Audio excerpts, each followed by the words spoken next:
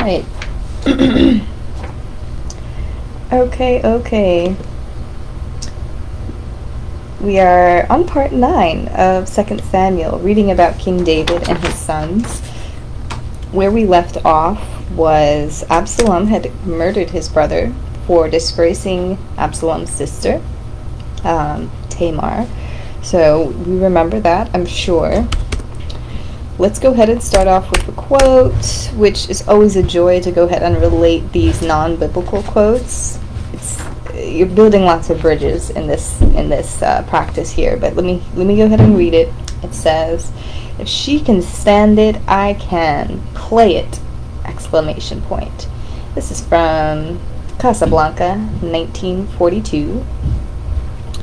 Oh, and you know what? I misquoted the last one. I'll go back and revise that in a second. Anyways, if she can stand it, I can play it. This is from the movie Casablanca. Okay, script by Julius G. Epstein, Philip J. Epstein, Howard Koch. Often quoted as "Play it again, Sam." Okay, this one was a little bit of a doozy, you guys, to try and figure out what this was. I have not seen the movie, so I'm not entirely sure. But when I watched a clip of where this line was read, we have a man, most likely the protagonist, drinking at a bar, very depressed, mourning maybe a lost lover, something of that nature. We have the piano man playing a song, and he's asking him, "Play it again. Just play it again for me." He's drinking, all sad and depressed. He's trying to lift his spirit. He's trying to make himself feel better. He's trying to empower himself at another man's expense. Okay, so this is that quote here. And to relate this, okay, we have Absalom, who just came back, I guess, right? Just came back from where he was outcasted to, or he ran off to. He just came back to the kingdom, and he is trying to lift his spirit. He's trying to do something to give himself healing and to mend his spirit, I would say. We're going to learn about what he's doing, and is it at the expense of another man? We'll go ahead and see. Alright, I'm not going to do a bunch of stuff here, but anyways, let's go ahead and start out with chapter 15. It says here, "In the course of time, Absalom provided himself with a chariot and horses, and with 50 men to run ahead of him. He would get up early and stand by the side of the road leading to the city gate. Whenever anyone came with a complaint to be placed before the king for a decision, Absalom would call out to him, 'What town are you from?' He would answer, 'Your servant is from one of the tribes of Israel.' And Absalom would add, 'If only I were appointed judge in the land, then everyone with a complaint or case could come to me, and I would see that they receive justice.'" All right.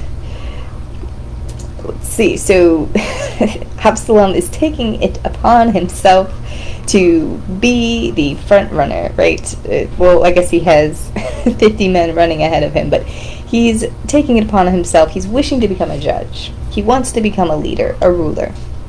Whether he is that leader and ruler or not, we will soon learn. But it turns out that the people's hearts are turning towards Absalom. They are appreciating that they have a face to the kingdom to go ahead and speak directly to just have somebody hear their problems. Absalom would listen, and he would always add in there, "Oh, if only I were judge, I would make it, sure that you receive justice." Was he actually going back and taking this news to the king and trying to actually resolve these issues? It is not clear. Okay, it does not say that he's actually doing all of that and consulting with the king and building this relationship with the king.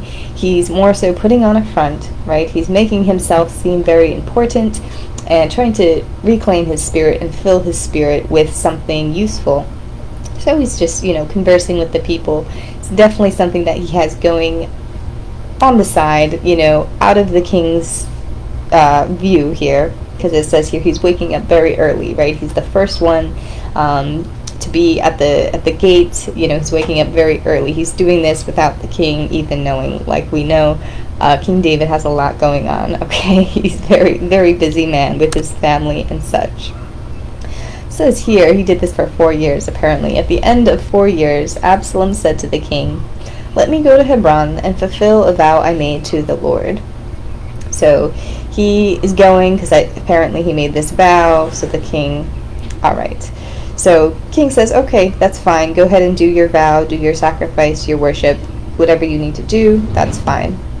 It says here, then Absalom sent secret messengers throughout the tribes of Israel to say, "As soon as you hear the sound of trumpets, then say, Absalom is king in Hebron." So over the course of time, he's doing this judge-like character for about 4 years. People are, taking a liking to Absalom, okay? And so he devises this plan to announce with trumpets that he's going to Hebron. He's going to rule and be a judge in Hebron. Absalom is king in Hebron. Of course, without David knowing what's going on. This is secret. A messenger came and told David, "The hearts of the people of Israel are with Absalom." So the king sent out. So pause. I'm going to pause here for just a second because we talked about the messenger, right? How they're not always as valid as, it's a messenger. It's not a messenger from the Lord. They're human messengers.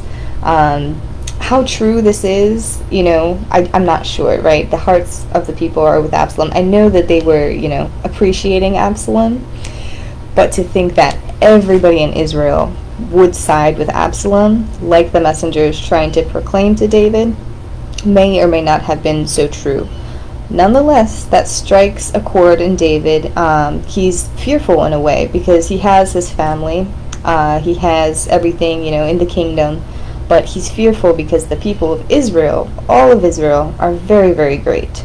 So if everybody is siding with Absalom, quote unquote, what would that make of David, right? He could be overturned, with all those people. He is not comfortable with that fact. He has his family. So he set out with all his family. He left 10 concubines behind to go ahead and watch the palace or the kingdom. So it says here, this king set out with all the people following them, and they halted at the edge of the city. So where are they going? They're just going to go wait it out. They're going to see what they could learn. They're going to see what actually is going on with Absalom and with the people before they move back, because they're working out of protection, okay?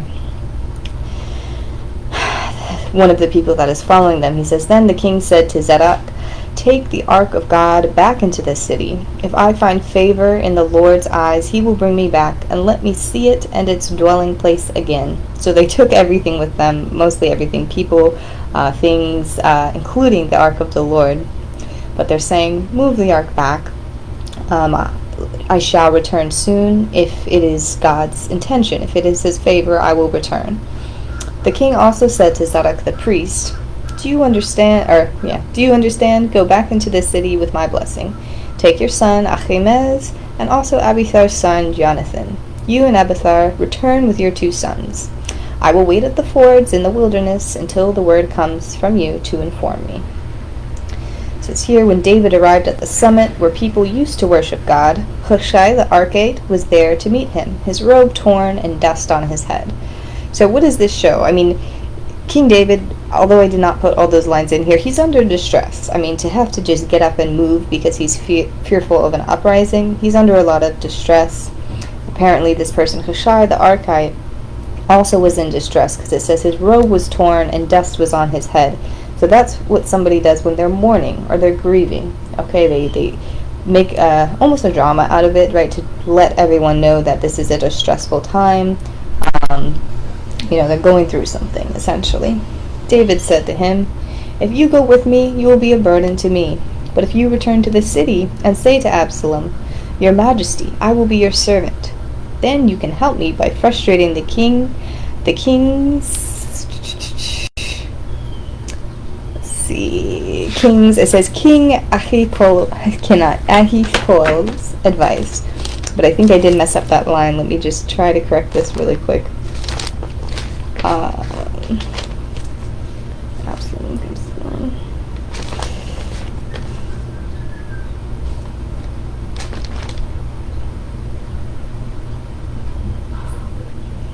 Okay, yes. It's not frustrating. I was going to say frustrating the king's advice, but it's frustrating just Ahithophel. I cannot with this word. Ahithophel's advice. Okay, just bear with me on that. So I guess Ahithophel, right, was a advisor, consultant to the other one, Absalom, right? So he's sending a double agent, a spy. It says, tell me, I'm just going to imagine this. Tell me anything you hear in the king's palace. So Hushai, David's confidant, arrived at Jerusalem as Absalom was entering the city. So this is interesting, because David just made it to the edge of the city, and then he went to the summit. So I guess it was a span of a few days. So just as Hushai got back to that point, Absalom was actually coming back from his prayer, right, from his worship, where he went to Hebron.